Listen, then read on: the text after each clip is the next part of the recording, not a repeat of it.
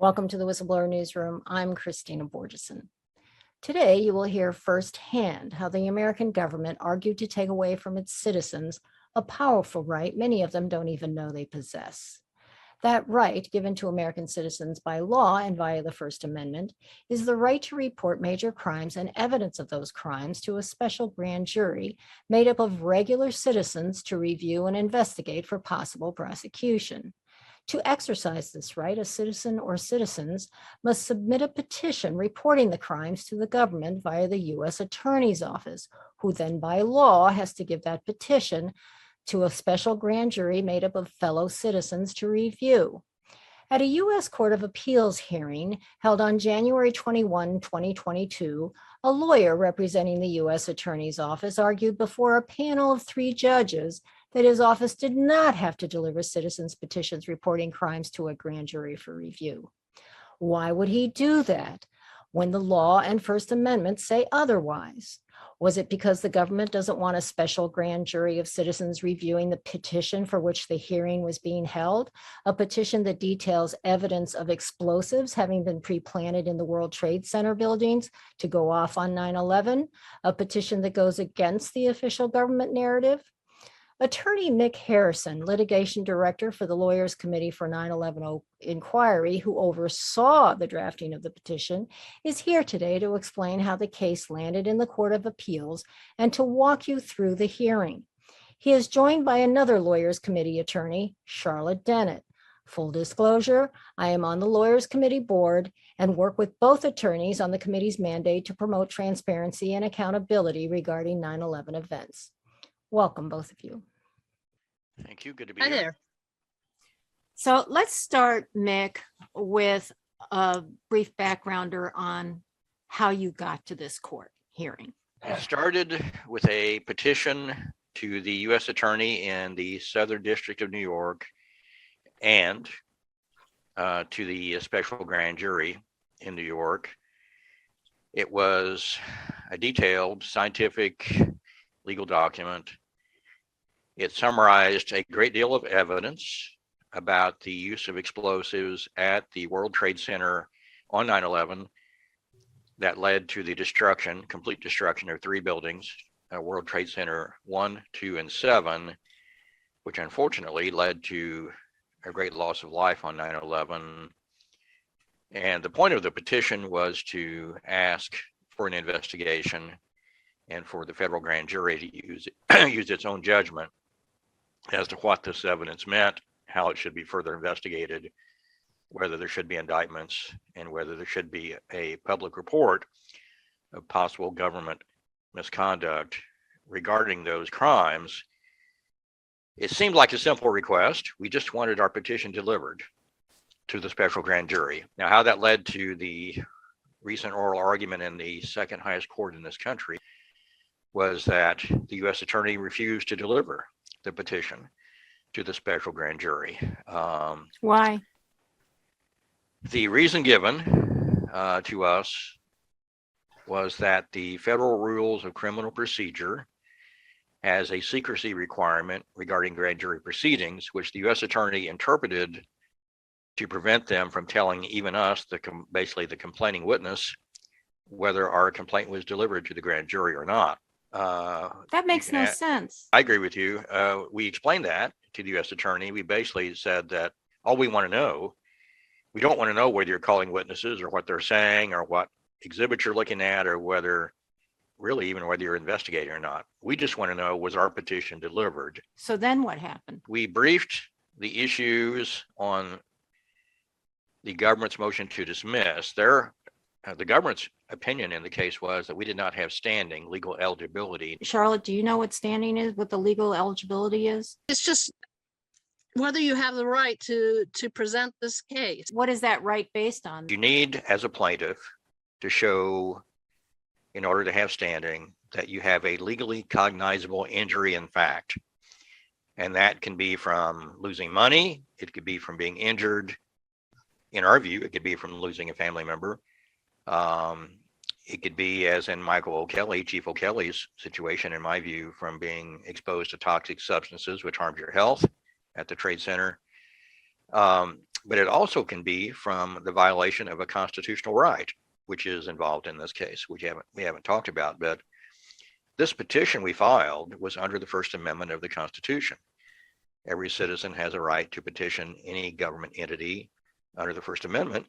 So we argued to the Second Circuit that when the U.S. Attorney refused to deliver our petition, which is required by law to go through the U.S. Attorney, even though it's intended for the grand jury, when that was blocked by the U.S. Attorney, that created an obstruction of our First Amendment right and created the required legally cognizable injury in fact. The only other thing we have to show to have standing is that the government's conduct that we're complaining about in the lawsuit caused that injury, which is obvious in this case because the government refused to deliver the petition. That's the conduct that caused the injury. And we have to show that the court order we're requesting would remedy the injury. And that is simply to order the U.S. Attorney to submit the petition, stop obstructing. So when we did file our lawsuit in the district court, the government made a motion to dismiss on standing. The judge in the district court agreed with the government and dismissed all of our counts, including the First Amendment count, on standing grounds, except for the request for grand jury records, which was one of our accounts, which did not really have a standing issue. These people like this, McIlvaine, who lost his son, does not have standing for this? He does have standing, but what you mean is, did the judge find that he does not have standing? And the judge found that he does not have standing. Well, how can the judge find that he doesn't have standing if he does have standing? I think we call that a judicial error. Do you think that was done on purpose? I mean, it's so obvious. Standing has been used over the years, maybe over the last few decades, in ways that at least some plaintiffs' lawyers believe has been too restrictive and has kept particularly public interest plaintiffs out of court.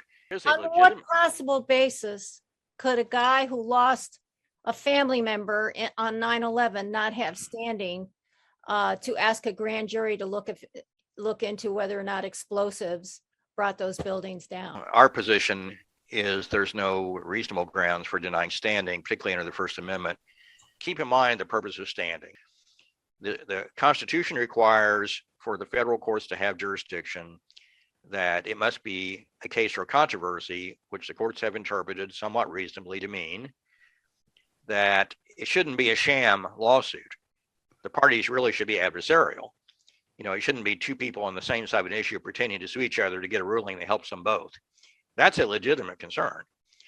And so there should be real adversaries in the case. Now, is anyone really going to question whether family members and ground zero responders who've been harmed by the attacks are not adversarial to the government on a petition to a grand jury to get those matters investigated when the government hasn't done so? I don't think that's a reasonable position to take. Clearly, my clients are adversarial to the government on these issues. The district judge made a fairly straightforward error in the analysis of the standing question because he lumped standing under our First Amendment claim in with standing under the statutory claims. And I haven't told you yet, we had two claims that were mandamus claims, which means a claim to enforce a mandatory duty imposed by law on a government official, which citizens have the right to do. And in this case was about delivering that petition to the grand jury. That was the mandatory duty in question. And the court found that Mr. McIlvaine, the other family members, the ground zero responders, and the nonprofits each lacked standing under every one of those claims. I can't really help you articulate a reasonable basis for the judge doing that. We appealed it, which brought us to the argument we're about to talk about because we felt it was clearly wrong. What we want the Court of Appeals to do is reverse the district court, order the district court to find that we have standing, and either order the district court to order the U.S. Attorney to deliver our petition or order the district court to have further proceedings on that question in the district court. I'm going to play the recording of the hearing and ask for your comments as we go along so that the audience can really understand what's going on in this hearing. This is the beginning of the hearing. Lawyers Committee for 9/11 Inquiry versus Garland. Let me just make sure counsel are here. Mr. Harrison? Yes, Your Honor. Great, I can see you. And Mr. Hogan? Good morning, Your Honor. Hey, good morning.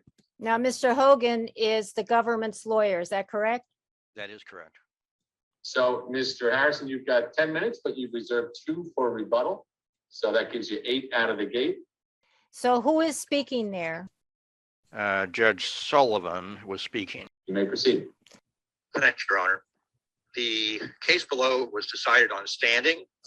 The plaintiffs are 3 9/11 family members, 2 Ground Zero responders, 2 nonprofits, and 1 architect associated with one of those nonprofits.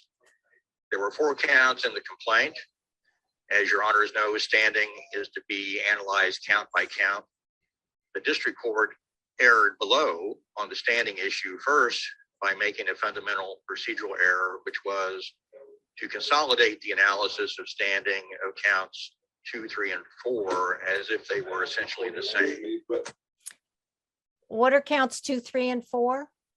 So 2 is the First Amendment claim regarding my client's right to submit their petition to the grand jury under the First Amendment as a petition for redress.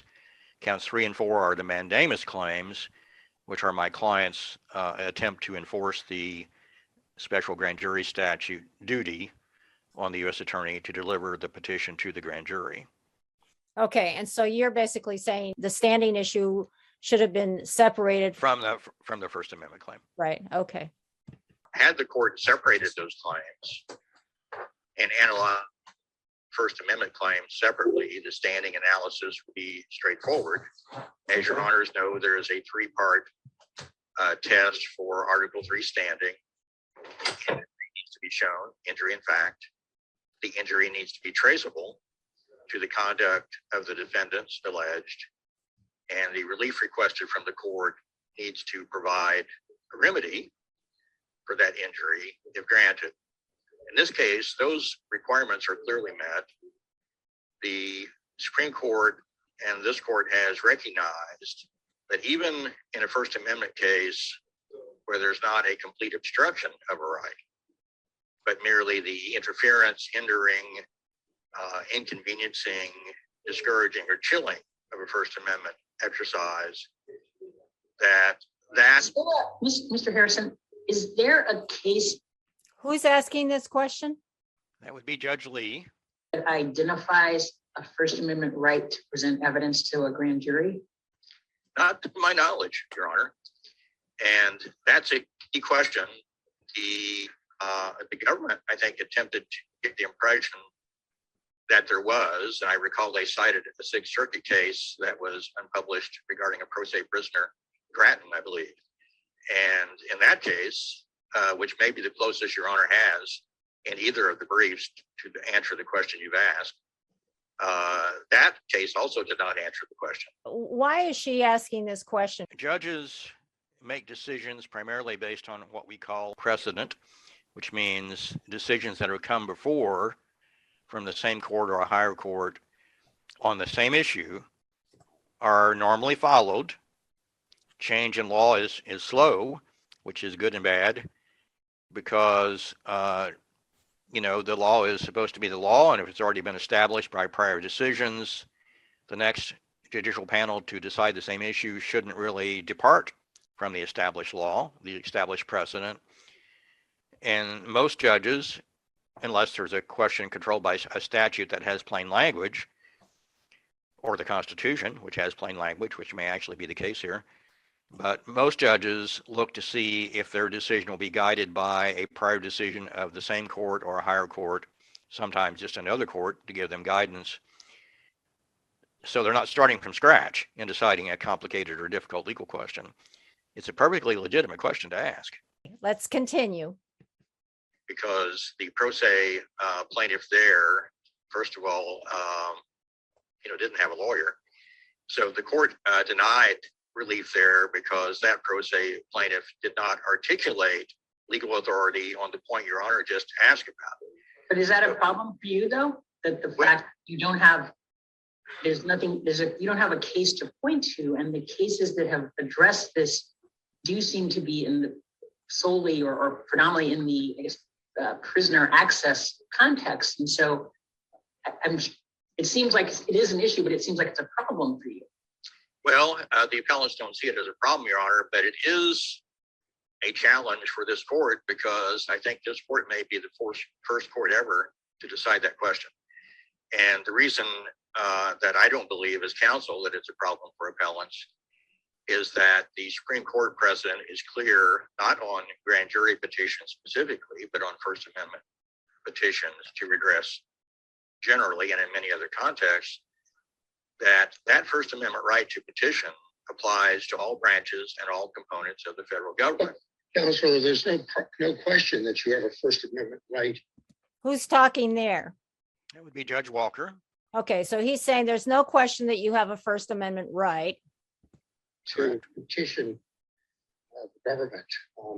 It's a question of whether you're under the First Amendment. The only question is what is the government's responsibility having received that petition?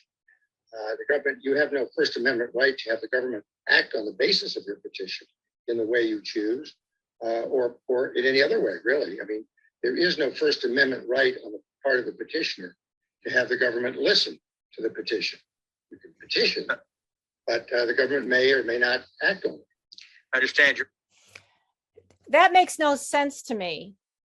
Because if you have a right to petition, what's the point of having that right if that petition, if on the other side, the government isn't mandated or required to review it? It's a legitimate question. There are a lot of people in the legal academic community who would agree with you, who do agree with you. There's actually a dissenting opinion in a Court of Appeals decision from the DC Circuit where a judge very eloquently, I thought, expressed the problem that you just articulated.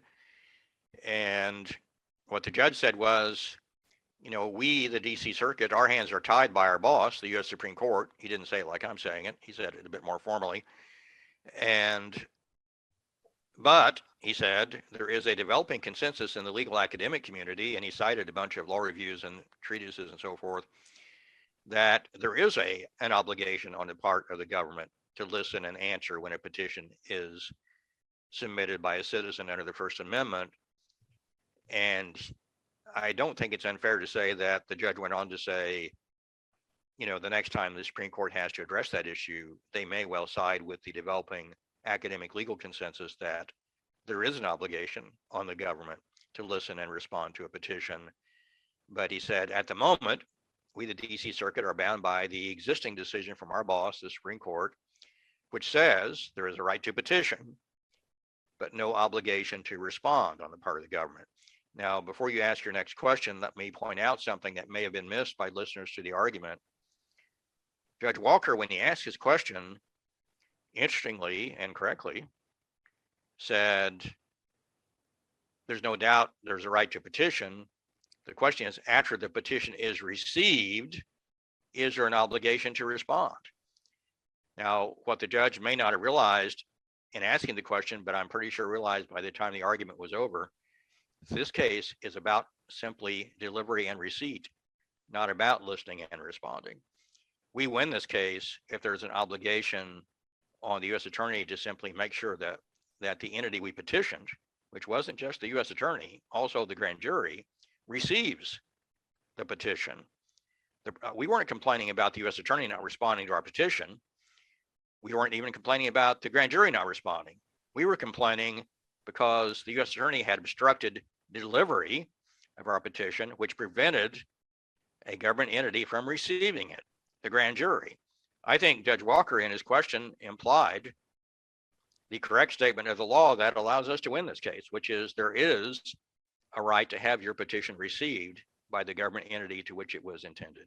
It seems ridiculous that you create a situation where a petition can be submitted, but then you have to go through to a second step to have it reviewed. What's the point of going through the exercise of coming up with a petition if it's not going to be reviewed?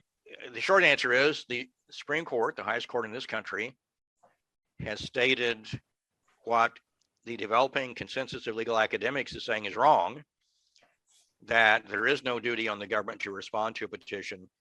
There is a right of a citizen to submit one, which implies, as Judge Walker said correctly, the obligation of the government to receive it, not to read it or respond to it, but to receive it. Now, our case is about receipt. You're talking about a bigger problem, and I'm happy to talk about it, but it isn't our case, because our goal in this case is to get the evidence in the hands of the grand jury and let the grand jury decide what they want to do. 18 to 23 regular citizens looking at all this scientific evidence of demolition at the Trade Center that killed so many people. Are we concerned that the grand jury is going to decide to thumb their nose at the petition and not even read it? The answer is no. I haven't lost a single night's sleep over that. When they get that petition and see what it is, they're going to read it. The goal here is to get it in their hands. For the government, the grand jury, certainly of citizens who, lived the trauma of 9/11, that every citizen in the United States did, they could very well be hostile to the government's, wish that your petition not be considered by a grand jury. The grand jury is independent, constitutionally independent of all other branches of government. The U.S. attorney has treated it over the years improperly as if somehow it's an entity captured by the U.S. attorney to do the U.S. attorney's bidding only. That's not what the Constitution says, and that's not why the grand jury was created. The grand jury was created to exercise its own independent judgment of whether there's probable cause to believe a crime was committed, and also to prevent the government from unjustly prosecuting someone for political purposes. It's the shield and the sword function of the grand jury. These are constitutional duties imposed, by the Constitution that the U.S. attorney has no authority to change. And I think that's why the U.S. attorney doesn't want the grand jury to see the petition, because once it does, it's the grand jury's decision, not the U.S. attorney's, what to do about that evidence. It's weird because this evidence implicates the government in a lie to the American people about what happened on 9/11, and yet the government is deciding whether you can give this evidence to a grand jury of citizens. There's like an inherent conflict of interest there. The law dictates what the U.S. attorney is supposed to do to resolve that problem. It wasn't even a problem before the Constitution because citizens communicated directly with grand juries and for some time after. But the Congress, in its wisdom, decided to make it a crime for citizens to submit in writing communications to a grand jury. I think Congress knew it was creating a constitutional problem when it did that. So it created this other statute that we've been talking about, at least implicitly, the special grand jury statute, which makes it a duty on the U.S. attorney to solve that problem, which is when a citizen does report a crime, which now has to go through the U.S. attorney, the U.S. attorney has to deliver it. Otherwise, you got a blocking of communication to a separate government entity, which isn't allowed under the Constitution. Yeah, but the U.S. attorney is more likely to want to protect the government than, I hate to say this, protect the government than serve citizens if they have conflicting interests, right? Well, if you add the last part, if there's conflicting interest, but let me remind everyone listening, including government attorneys who might be watching this, that there is a statute that imposes a special obligation on government lawyers beyond what the rest of us have. We have a certain duties as lawyers to represent our clients zealously within the bounds of the ethics rules. And government lawyers have that, but they also have another duty, which is regardless of the interest of their client, which is the government, they have a duty to make sure that justice is done in a case and that the law is upheld, including the Constitution, whether or not that benefits their client, the government agency. So the government lawyer has not just an agency client, it has the Constitution and the law and justice as a client. And occasionally government lawyers have to be reminded of that. It makes me quite angry, frankly, that these family members, not only the family members, but the first responders, first of all, they were very brave in coming forward, but they're also representing a lot of other people who have been aggrieved by government stonewalling in this issue. And I am quite certain that there are decent people in the government that would like to see justice for them. In this country, there is an underlying belief in democracy. And I think this case is beautiful example of brave people trying to petition their government, finding the legal basis. The First Amendment, I mean, the right to petition your government and hope that you're going to get some kind of response. And then these mandamus arguments, which impose a duty.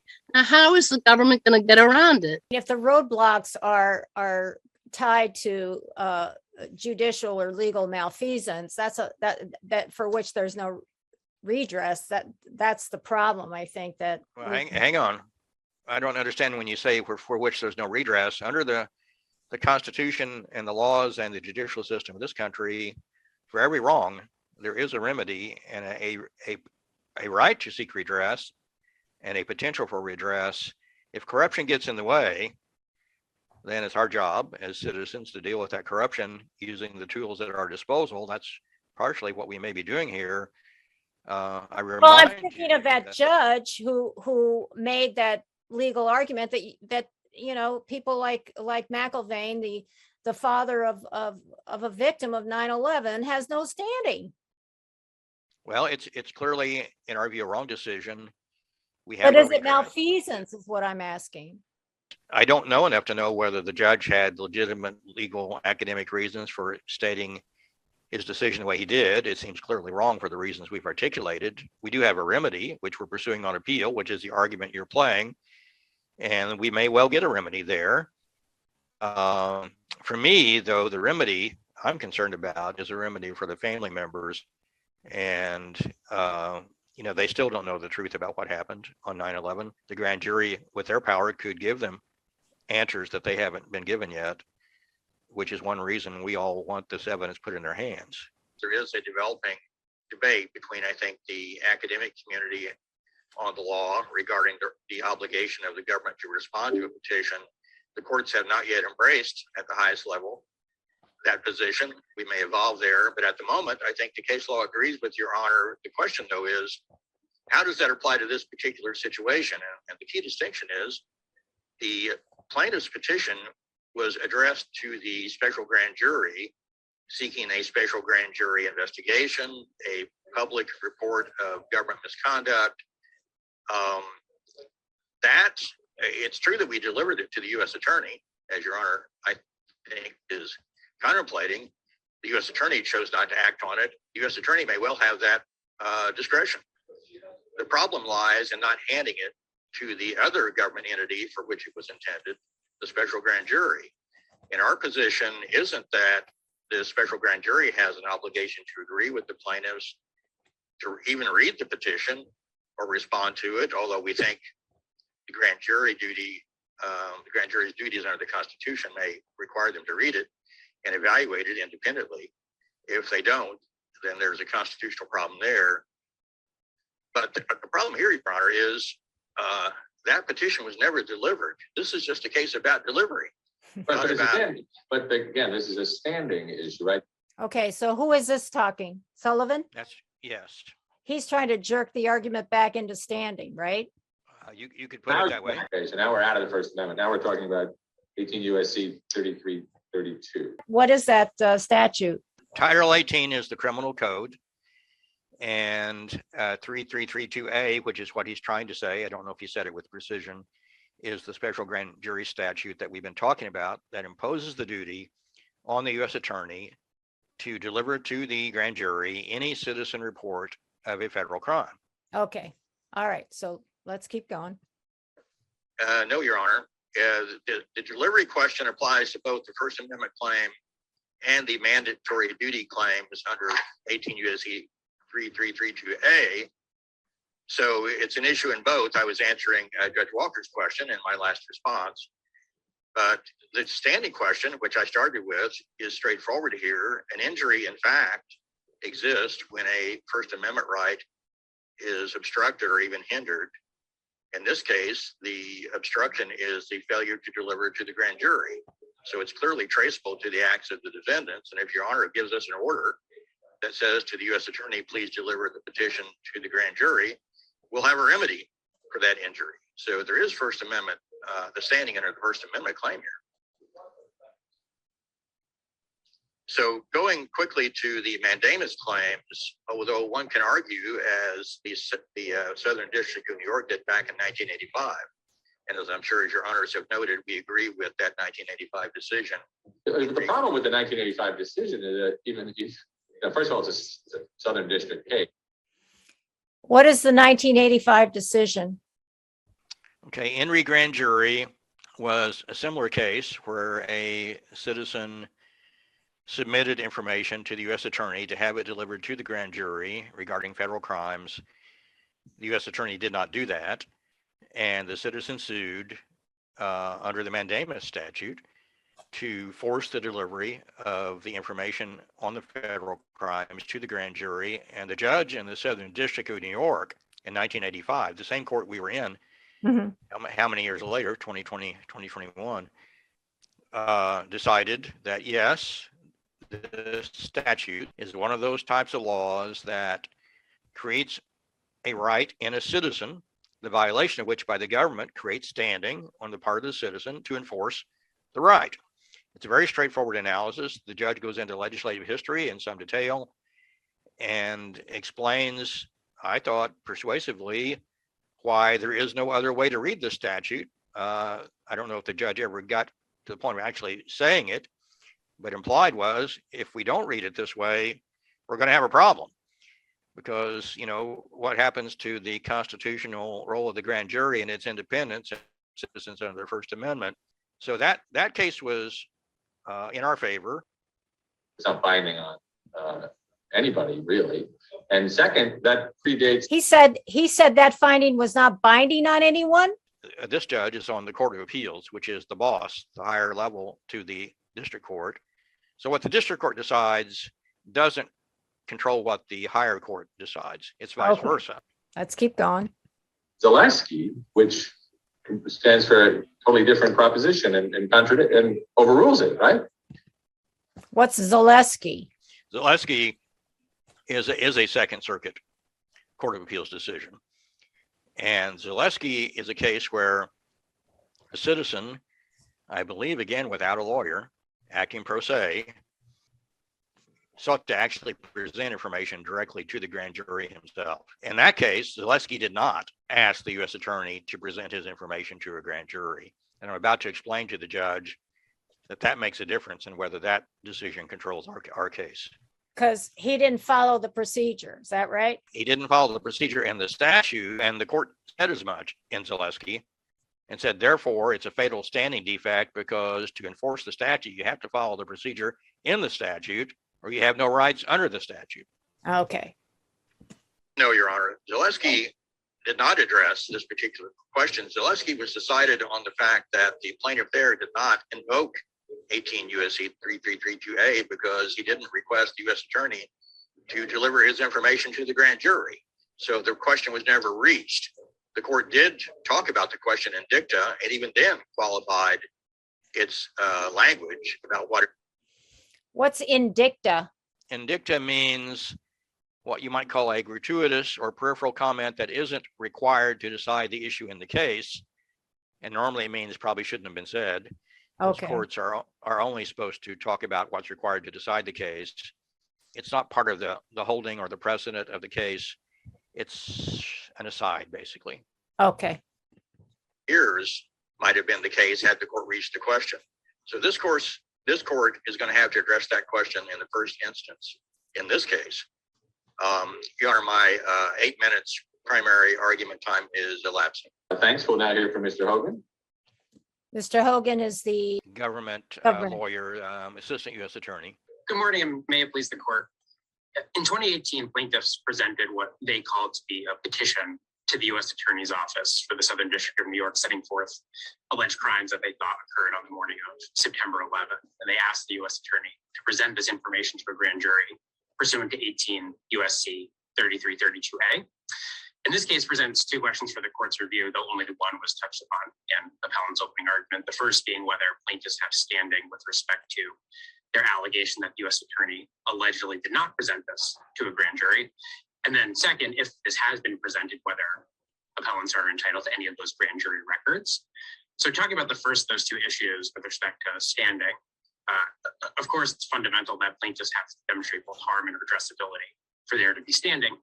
And plaintiffs have asserted a bunch of different theories with respect to standing, the First Amendment being one of them. But quickly, they've also asserted other claims that were not mentioned, asserted other theories that were not mentioned in the opening argument with respect to bounties from the State Department if terrorists are brought to justice, or special interests about transparency and accountability of 9/11, or prosecuting other people to receive justice. So the government would submit that for all the reasons in its brief, those have been repeatedly rejected by court. Could you talk about what he's saying here? He's trying to say that the case law is sort of unanimous in saying that none of the grounds we raised give standing. He means in the context of this case where you're trying to enforce the special grand jury statute. So if you didn't get that part of it, he's saying the case law doesn't recognize standing to enforce the grand jury statute. He isn't focused yet on the First Amendment argument, which is going to be hard for him to deal with. Okay.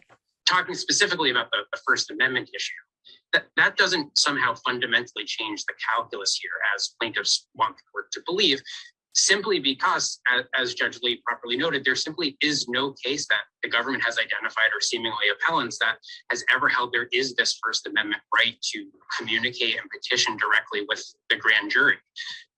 So he's basically saying, since there's no precedent, it shouldn't happen, right? That's a reasonable reading of what he said. There's some fine points of what he said that are worth picking up on. One is the Indies said communicate directly with the grand jury, which is not what this case is about. We are not asserting a right to give a written petition ourselves to the grand jury. We are following the statutory procedure of going through the U.S. attorney that Congress, in its wisdom, decided was the proper way to communicate with the grand jury. So why is So he there are bringing it up? Because there are cases out there that say citizens cannot directly communicate with the grand jury, and there's a reason for that. Congress made it a crime. So those cases are distinguishable because we're not trying to do that, which is part of the confusion he's creating in his argument. The cases he's talking about are not, there are a few cases that talk about going through the U.S. attorney, but they're not First Amendment cases, which is his problem. Do you think he knows that? He knows there are no First Amendment cases about standing to have a petition given to a special grand jury communicated through a U.S. attorney by the special grand jury statute. We are pretty much the one that's forced the issue, and there's no legal way around. Why is he bringing up these other cases where it is criminal and not in? Well, in law school, they teach you, particularly for plaintiffs' lawyers. I went to a public interest focused law school. They say, when you deal with your opponents and defendants lawyers, the law may be on their side to some extent. They'll argue the law. The facts may be on their side to some extent. They'll argue the facts. But in situations where neither the law or the facts are on their side, expect them to stand up and just pound the table.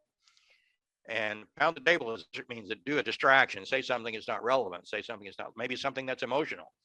And here, what the table pounding is talking about cases that don't apply to this case. Wow. Okay, let's keep going. Judge Cabranes held as much when he was a district judge in Ray New Haven grand jury. The Third Circuit has said so in Baranowski. The DDC has said so. He's still talking about cases that are not applicable. Let me just give you an example. He's talking about an 11th Circuit case. I believe he's citing to Morales. It had to do with a Cuban Air Force incident where they shot down 2 civilian planes, killing people. And one of the plaintiffs in the case lost his brother, I believe, in that incident. His brother was killed. And the 11th Circuit, in my view, to their discredit, found that the man who lost his brother did not have standing to sue. Oh, wow. On what basis, though? Their basis for it on that particular point was that even though he lost his brother, he had no more of an interest than any member of the public to seek a prosecution, a criminal prosecution, that's sort of a general interest of everybody to see that the criminal laws are enforced. And they did note that, and that was one of the ways the case is distinguishable from ours. And you have to think about this. Some of these cases, and this is one, the plaintiff's purpose is to get a prosecution of a particular individual or individuals. And that's why they petition, to get a prosecution, and then name the person they believe is guilty. A lot of folks don't realize we didn't do that in our petition. There's no name. There's not a single name in our petition about who we accuse. We're leaving that to the grand jury to investigate. Our petition is, here's the evidence that a crime was committed. It's never been investigated. You, the grand jury, should investigate it and determine if someone should be prosecuted. So our purpose is not to prosecute any particular person. That's why our case is distinguishable from this case that the government's lawyer is citing to. Yeah, but even in this case that he's citing about the Cuban guy who lost his brother, I don't understand why his brother wouldn't have standing to go after whoever killed. Well, that makes two of us, and that's not about, that's not what our case is being decided on, but it may be an underlying issue. I mean, why wouldn't family members have standing? It may be analogous to this case where it's probably what the government wants to say. A man lost his brother, he didn't have standing. 9/11 family members lost family members, they don't have standing. It's not that simple. God, cases are different. I mean, the legal stuff aside, it just seems so unconscionable. I agree with that as I well. mean, I would put that lawyer in the position of any of these 9/11 victims. Right. And if he lost his wife or his child on 9/11, he wouldn't want to get to the culprits. Instead, he's invoking, I don't know. I know. Well, the human aspect is compelling. I agree with it. All I'm saying is we win our case without having to go there. If we have to go there, we should win it as well. I would agree with you. I mean, and there are some other reasons this case is distinguishable from ours, meaning it doesn't control our decision. In this case, they cited Zaleski, the Second Circuit case the judge just asked me about, which I explained why that case doesn't control, because the duty under the statute wasn't invoked by the plaintiff who didn't have a lawyer there. He probably had no idea. And the Sixth Circuit case that the judge asked about, which I explained, which was Grattan, was a pro se prisoner. And the reason he lost wasn't because he was wrong. Sixth Circuit didn't say that. They said he had not articulated legal authority to support his position. He didn't have a lawyer. He's not a lawyer. All right, let's keep going. Sibley versus Obama, both of those last two cases being in the 32A context. The Sixth Circuit said so in Grattan. So, and all of this, Your Honors, and I guess I would also know, Your Honors, in a related context, this circuit has held that a defendant doesn't have the right to personally appear before a grand jury that is investigating it. And that's it. Stop there. Second Circuit. Okay, that's beside the point. This case isn't about a request to personally appear. It's about delivering a written petition by way of the U.S. Attorney. So why mention it? It's a confusion tactic. So all of this leads one to believe that there is no First Amendment right there. And without that right. Is that I don't know. That sounds to me like a giant leap of logic here. I would say so. The U.S. Attorney just said, and he didn't probably want to spell it out, but what he said meant no citizen in this country has a right under the First Amendment to petition for redress a particular government entity called the grand jury, federal grand jury. That's what he just said in shorthand. And those cases don't say, none of the cases he cited say that. They're not First Amendment cases. And do you think the judges know that? There's this underlying concern on the part of the federal government that once you acknowledge these rights, it's going to open the floodgates. We can deal with that later, but that, prosecutors have the right, the discretion, supposedly, to decide which case to bring, for instance, to the grand jury and which not. The problem there is there's a statute that says it's mandatory. It's not discretionary. But nonetheless, this is working, I think, in the back of their minds. Like, oh my God, if we grant this, the floodgates are open and all sorts of people are going to come forward to seek redress. And there's got to be some. I mean, 9/11 alone. I'm not for 9/11 alone. Can you imagine the hordes that would come? Well, I don't agree with that. There's an answer to that. There's an answer. Go ahead. Well, the answer is historically it hasn't played out that way. Floodgates have been opened in a number of ways. Civil rights statutes, environmental rights to sue, and courts have managed it, and to good public interest benefit. So it's a hypothetical problem. there aren't that many citizens who have the wherewithal to do what we're doing, or citizens groups for that matter. The gates may open, but there's going to be no flood. Do you think the judges are thinking in their minds when they're hearing what this guy is saying, that these case decisions do not apply? And he just said that citizens don't have the right to petition a grand jury through the U.S. attorney. I think the judges either do or will understand that the cases the government is citing don't apply to this case. Okay, so let's keep going. Obviously, there is no harm that plaintiffs have suffered that gives rise to standing. Did he What just about the say First that? Amendment? Yeah, he said there's no harm that the plaintiffs have suffered. So first you got the First Amendment right, which has been totally blocked, which the case law is very clear on. Even if you discourage a First Amendment exercise, you have standing. This is a complete obstruction. So that statement is just off the wall for that reason alone. And then you got the reason that all of us are concerned about underlying this, which is, what about the family members who Yeah. lost their loved ones? Okay, keep going. And all of these cases, so concluding, is for good reason. As Judge Gov't has noted in this New Haven case when he was a district judge, to allow a member of the public to directly communicate with the grand jury would open it up. So he's talking about the New Haven case again, and he's talking about to allow a member of the public to directly, I emphasize the word directly, communicate with the grand jury, which we have not requested. I mean, I think we invited the U.S. attorney to invite us to talk to the grand jury, or we invited the grand jury to invite us, but that's not what this case is about. It's just about delivery. He has repeated that twice. Because the case law helps him on that. The case law helps him on that one. It just isn't this case. Okay, let's keep going. Being used, quote, by hook or by crook, to allow people to potentially use the grand jury for improper purposes, as he said, personal vendettas, malicious prosecutions. Stop. And it would. Yep. Okay, let's think about this for a minute. Here's the government concerned that citizens will cause malicious prosecutions. Even though there can be no let's think about this now.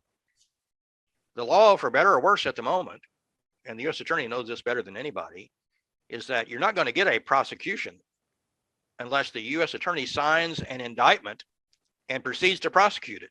That is one thing, for better or worse, the law is putting in the hands of the U.S. attorneys at the moment.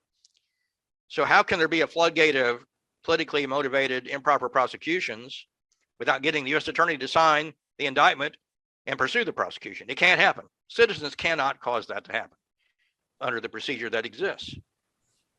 Okay, now he's got to know that. he knows.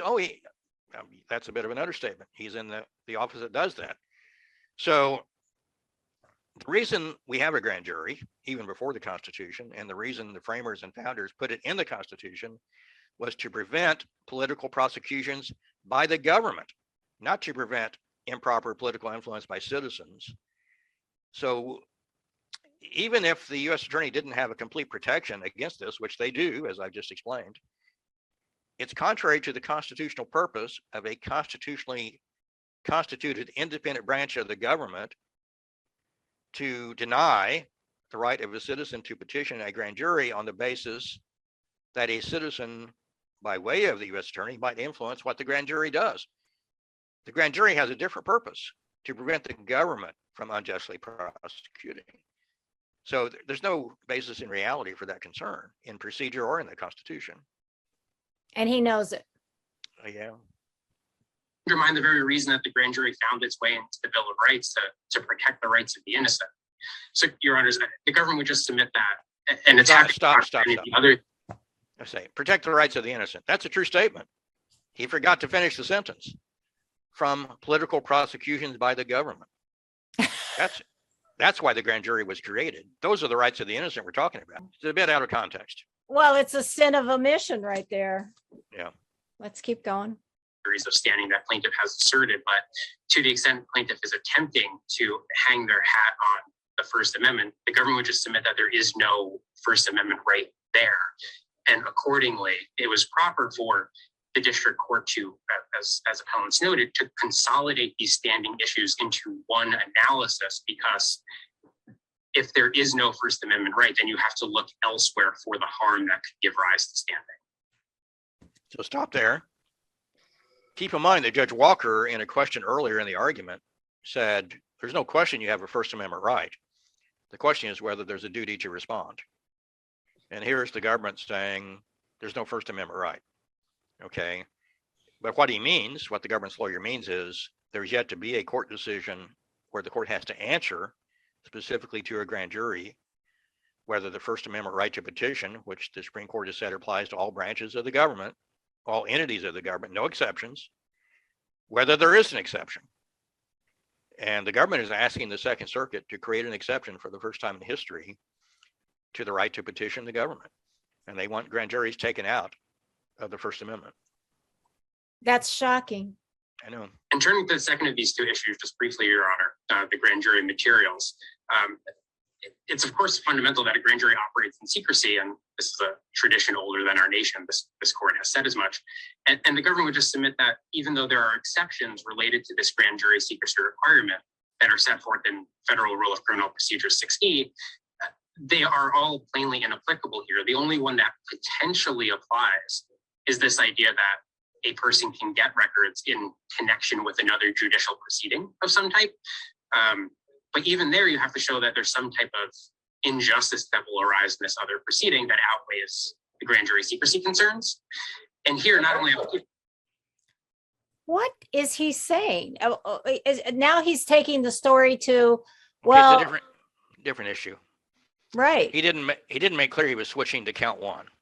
Okay, count one is our request to get certain grand jury records released to the public, just enough to know whether our petition was delivered with the evidence or not. And what he's arguing now is there's a general rule of secrecy regarding what happens with the grand jury. And he's trying to convince the court that our request, even for a single page of grand jury records to show our petition was or was not submitted, violates the secrecy rule, even if nothing was submitted. And even if their only disclosure was, we've given the grand jury nothing, that somehow Right. that violates the secrecy rule. This makes no sense because if you have a legal right to have your petition delivered to the grand jury, you may not be allowed to be privy to the grand jury's deliberations or whatever. But you don't have a right to know if they received your petition. That's what we're talking about here. Right. And he's saying, no, you don't even have that right. That's what he's saying. But is that correct? No. I mean, it makes So no let me, first of all, it is illogical, but the law and logic are not always, identical. But in this case, the law allows certain things to be released about grand jury proceedings. We haven't asked to know whether the grand jury is investigating, who they're calling as witnesses, what exhibits they've looked at, other than whether our petition and our exhibits were simply handed to them. So as I've explained to the court, a longstanding exemption or exception to secrecy requirements is for a witness to be able to talk about what they testified to before a grand jury. Every witness is allowed to do that. There are reasons for that exception. And my argument is there's no harm from telling the complaining witness, which is my clients, all of us who submitted the petition, there's no harm from telling us or letting us tell the world that what we submitted was submitted. It's like a witness saying, here's what I testified to. right. So we submitted, if we had gone to the grand jury in person and we had explained verbally everything that's in our petition and walked out of the grand jury room, we could repeat all of that verbatim to the press and there'd be no problem with grand jury secrecy. So what's the difference? The fact that we went through a statutorily prescribed procedure to go through the U.S. attorney as a matter of respecting the law and courtesy means we can't talk about what we, the complaining witness, submitted to the grand jury? I don't think so. And that's what this argument is about. I thought what he was saying was you don't even have a right to know if the grand jury has received your petition. He is saying that. But I mean, we all know, the world knows what's in our petition at this point. It's been Right. on our website. I don't think the government wants to talk about the fact we put it on our website because that's one of the exceptions to secrecy. We don't know which way the grand jury would go or what their findings would be the special grand jury does have, as I mentioned, an option, even if they don't make a proposed indictment, to issue a report on government misconduct. That may be one of the reasons the government doesn't want the grand jury to look at this evidence, Right, because that is a possible outcome. right. Okay, let's keep going. Second, Mr. Hogan. Of course. Judge Gardefee sort of treated this like it was a 12B6 and dismissed for failure to state a claim. Typically, requests for grand jury material are petitions that are then left to the discretion of the court, and there's standard Who's speaking there? That is Judge Sullivan. review would be abuse of discretion. So which should we be doing here? Your Honor, I think that perhaps a fundamental issue here is that in the primary case that the appellants rely on from the Ninth Circuit, even in that case about grand jury materials, they noted a potential jurisdictional issue with respect to the fact that the court is the entity that holds these grand jury materials. And given this application was not made to the court, but rather seemingly to the attorney's office. Stop. Okay. I can't even believe he said that. The U.S. attorney just said that there's a jurisdictional problem, meaning the court wouldn't even have the power to entertain our request for grand jury records because we made our request for grand jury records to the U.S. attorney and not to the court. That is, completely wrong. Our petition to the U.S. attorney wasn't about releasing grand jury records. It was about giving our petition of evidence to the grand jury. When we sued in federal court, we added a count 1, that requested the court to give us grand jury records, not the U.S. attorney. What he just said there is black and white, completely wrong. Okay, let's proceed. In some way to disclose these materials, that could indeed be a jurisdictional issue that, as I said, was identified in this Ninth Circuit case, but has not been raised in this litigation thus far. But to specifically address Your Honor's question, it is indeed the case that it is an abuse of discretion analysis when you are determining whether the lower court properly relied upon or properly analyzed the particularized need analysis and way. And so that would be the government's position that it is indeed abuse of discretion, even though. Stop there for a minute. He's saying that the Court of Appeals, when it looks at this question and whether the district court erred in not releasing grand jury records to us, what kind of a legal standard does the Court of Appeals apply to that type of alleged mistake? We alleged the mistake by the district court. Is it de novo review, where the Second Circuit puts itself in the position of the trial judge and decides fresh from scratch who was right and who was wrong? Or is it an abuse of discretion where a lot of deference is given to the trial judge and the trial judge is only going to be reversed if it's a pretty clear error? Now, that's the question being argued there, the standard review. The problem here is there was a procedural error below, which is hidden in this discussion about the standard of review. Whether or not the district court should have released grand jury records to us is the question under the Second Circuit standard. Gets decided by looking at several factors and balancing the interests, which are questions of fact. But the judge dismissed our complaint on what was referred to as a Rule 12b6. For those who don't know, that's a motion to dismiss for failure to state a claim, which means everything alleged in the complaint has to be taken as true. There is no fact determination. There's no trial, not even a summary judgment with affidavits. And then you decide if everything the plaintiff said in the complaint is true, do they win on this count, or can they lose even taking everything they said is true? In our case, I don't know how they could read our complaint and accept everything we said is true and not give us at least a page of grand jury records to answer this question. So there's a procedural mistake hiding in this, and it's probably because the district court didn't really follow the Second Circuit's procedure for determining how to release grand jury records. But there are fact questions. Go ahead. Maybe you could help people understand what even one page from the grand jury would indicate. So if there was a ministerial record, say, ministerial meaning not a piece of evidence the grand jury was going to investigate or consider, but just sort of a record-keeping clerical piece of paper that said on December 14th, making up the date, 2018, the U.S. Attorney conveyed the following list of materials to the grand jury for their consideration. A, plaintiff's petition of July 2018. B, C, D, E, listing the exhibits.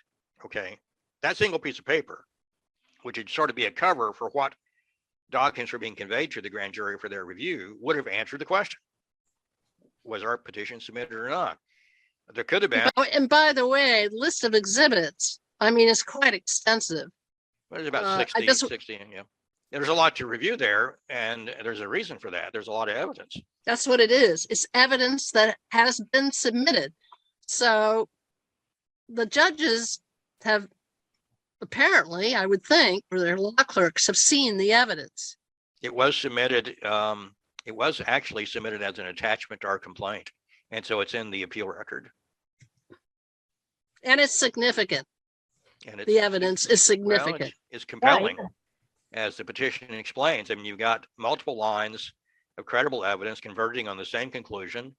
You've got many first responders, eyewitnessing explosions, hearing explosions, reporting that, informal interviews by the fire department of New York, folks who were there on the scene on 9/11 who survived. You got a laboratory analysis of the dust showing high-tech explosives, exploded and unexploded residue.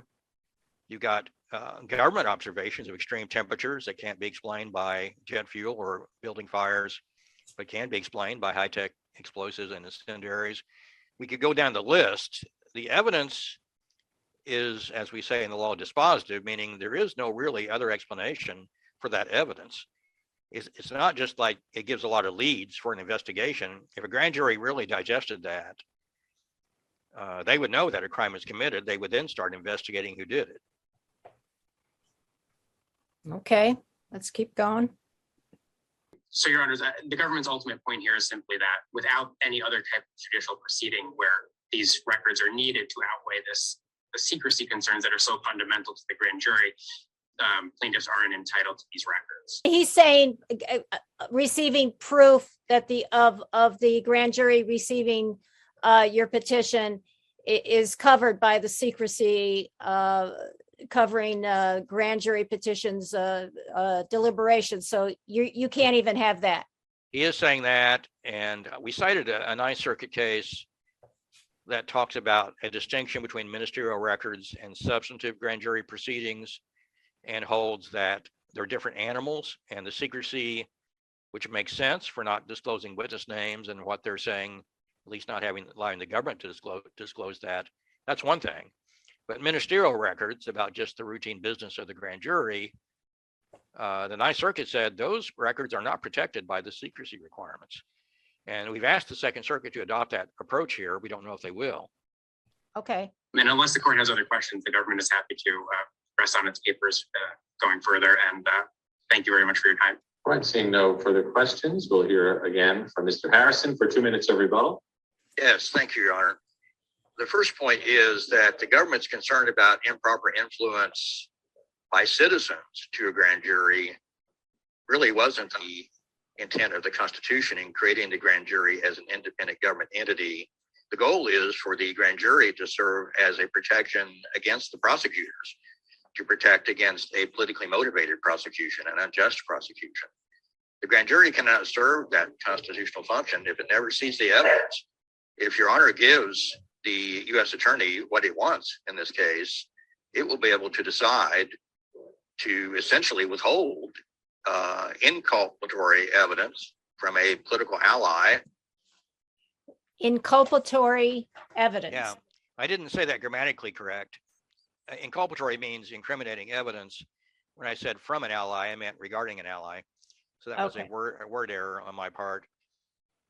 Okay, that It doesn't want prosecuted, and withhold exculpatory evidence from a political adversary exculpatory meaning showing innocence. Let's talk about that, because I mean, Yes, sir. the case law is pretty clear that a defendant, the target of a grand jury investigation, doesn't have the right to come in and provide his side of the story, right? that's Judge Sullivan, correct? Correct. not in person, but the First Amendment would give a right to submit evidence and a petition, even for a defendant. I don't know that that's ever been decided, but this First Amendment petition right, the Supreme Court has never carved out an exception for the grand jury or any other government entity. The Constitution creates the grand jury as a government entity, and the Supreme Court decisions say all government entities may be petitioned. Can I just ask you, I mean, it seems as if I'm, Who is this You speaking? mean the judge is starting to ask? Yes. Judge Lee. Okay, Judge Lee. I don't understand what sort of limiting principle there would be with your argument. Is it the case then that every organization or every individual who has an interest in a particular topic is if they present something, they're entitled to have the government present that to a grand jury? Like, what are the bounds of this right, the way that you're putting it forward? If I So could just say, there's an example of opening the floodgates, you see, that they're concerned about. I think will have to be developed by case law and maybe by the U.S. attorney and pragmatically managing the task. I doubt if the floodgate is going to open like the government may be concerned. If citizens are allowed to communicate, before there was a constitution, citizens did communicate with grand juries. You know, Right, but so if this it's is, here, I'm sorry, just let me, if I can just, yes, this is a constitutional right. And so if you're saying that this right means that there is this ability to petition, to have these petitions, have evidence brought by individual citizens or organizations to the grand jury, yes. I don't think that it would be appropriate just for, practical reasons to place limits on that. What's something that we can look to as, here's how we limit, here are the limits of this right? Well, the courts have regulated the access to the courts component of the First Amendment in terms of being able to dismiss frivolous lawsuits, having certain preliminary reviews for prisoners' actions, dismissal on standing certainly comes to mind. It's not. Just as a note, the judge has asked me, can you give the court any guidance on how they would manage this floodgate opening problem? And I was saying, look, it's already been done in other contexts. Okay. And one of those other contexts is the right to access the courts, which means lawsuits. And the courts have come up with a number of ways of managing the burden of lawsuits, which is the right, typically the right to access the courts under the First Amendment.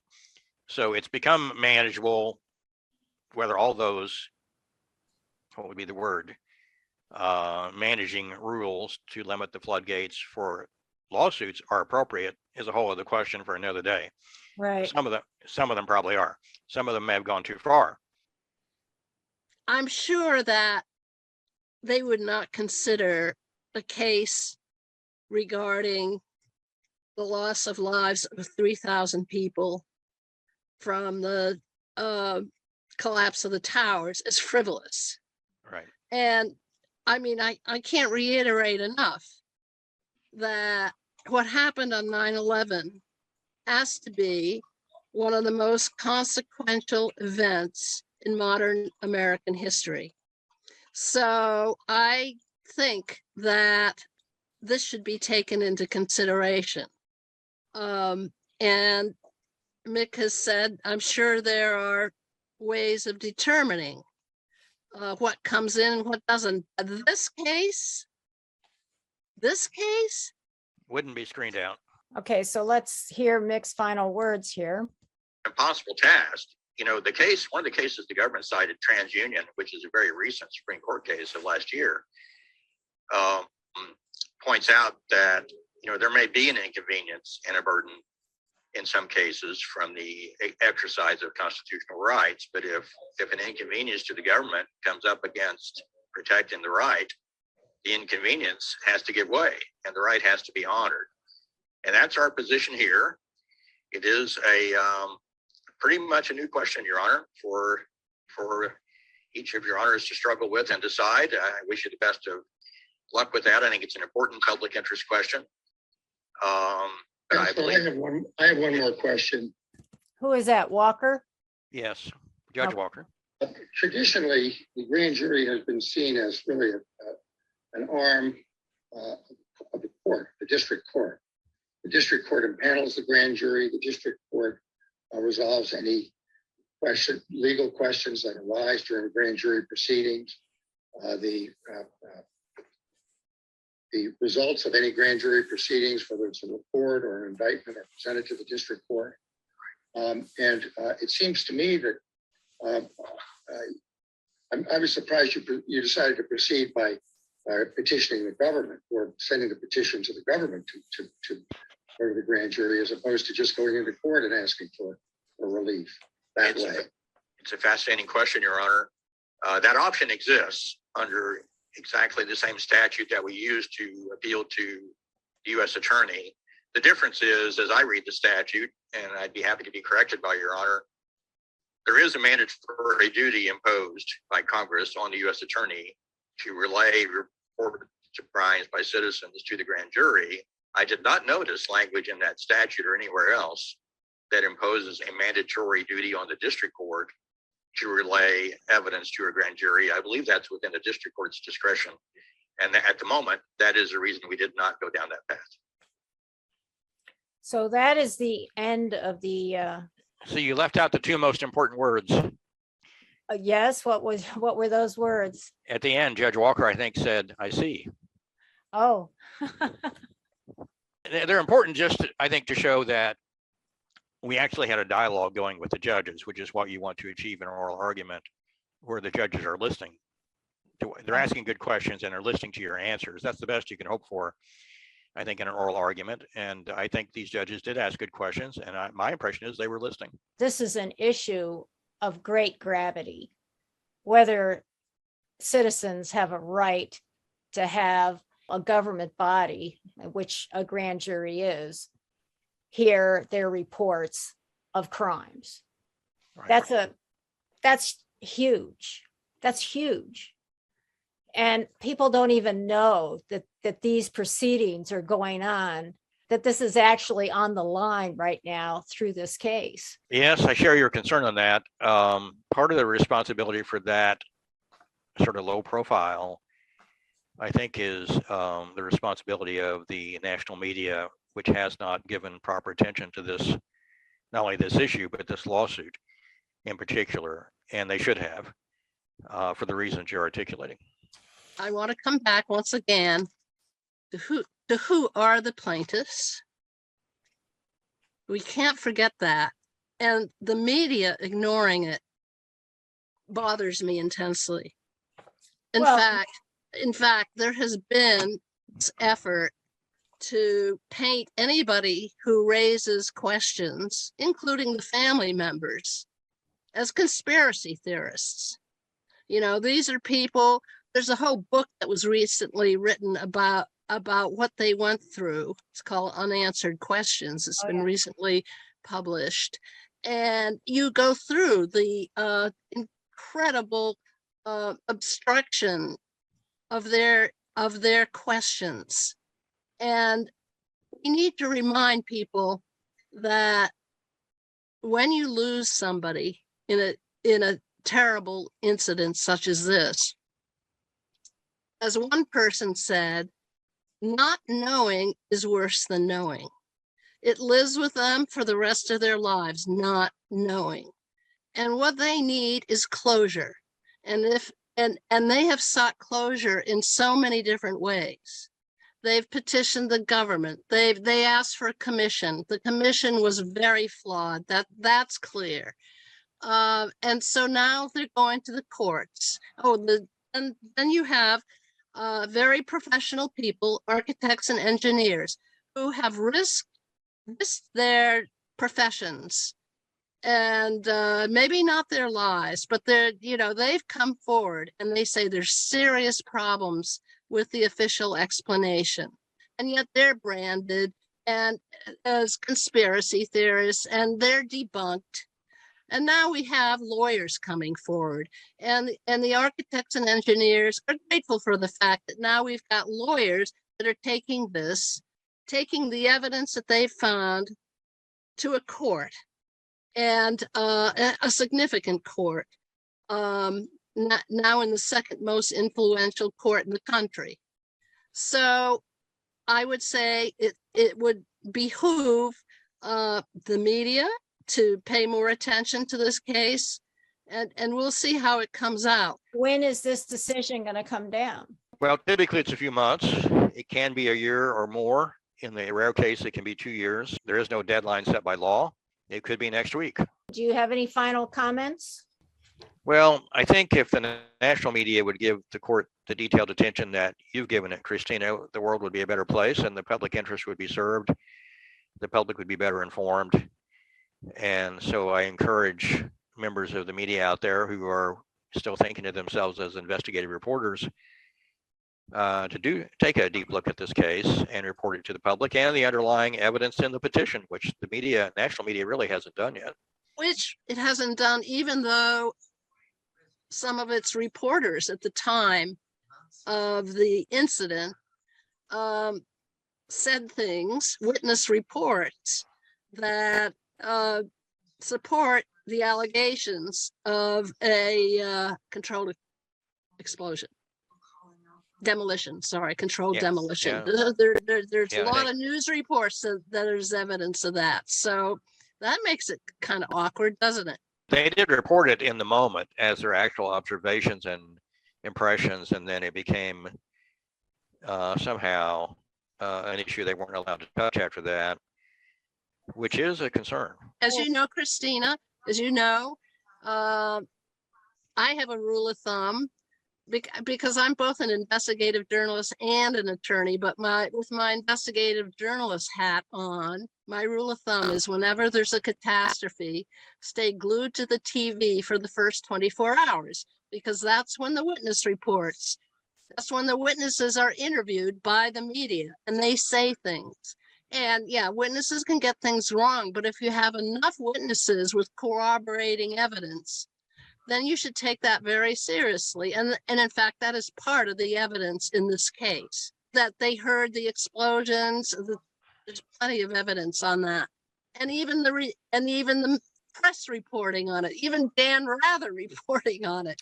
I think that if there are major court decisions that open the door to getting more definitive evidence from the government side, I think attention will be paid. You know, the press can turn on a dime. It could turn on a dime. Something can happen, and next thing you know, it's okay to talk about who did what, you know, the truth about what happened on 9/11. I mean, maybe I'm dreaming in color right now, but one can always be hopeful. Well, if they can do it about the January 6th incident, why can't they do it about this? Well, they could. They could. Hope springs eternal. Yeah. Thank you so much for coming on, both of you. Yeah. Thank you, Thank Christina. you. I appreciate your questions.